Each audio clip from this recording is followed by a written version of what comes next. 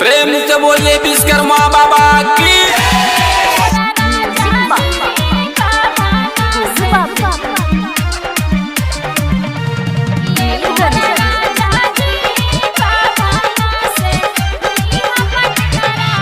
बाबा विश्वकर्मा के कर पूजाई घर ही मूर्ति ले आई मोर राजा जी। बाबा विश्वकर्मा के कर पूजाई घर ही मूर्ति ले आई मोर राजा जी। ये मोर राजा जी बाबा ना से लीह पटकराई। ये मोरा राजा जी बाबा ना से लीह पटकराई।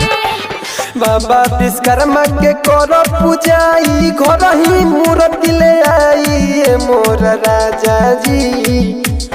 ये मोर राजा जी बाबा ना से लीह पटकराई।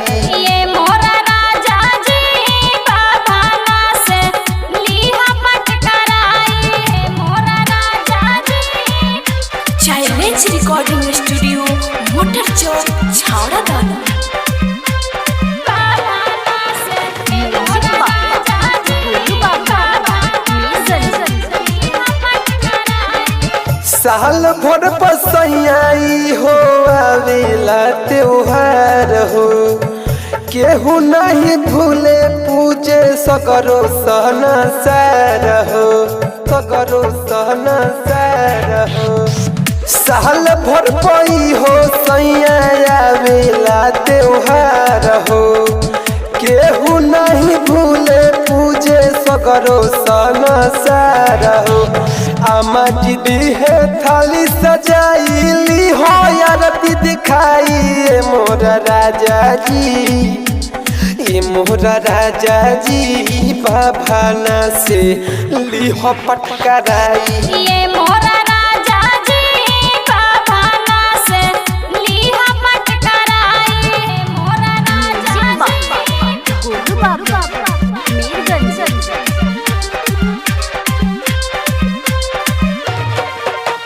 ये मोरा राजा जी बाबा ना से लीह पटकराई। राइटर सुबोध लेके आई है पारा शादी। घरे घरे जाके सैया सबके कहवा दी।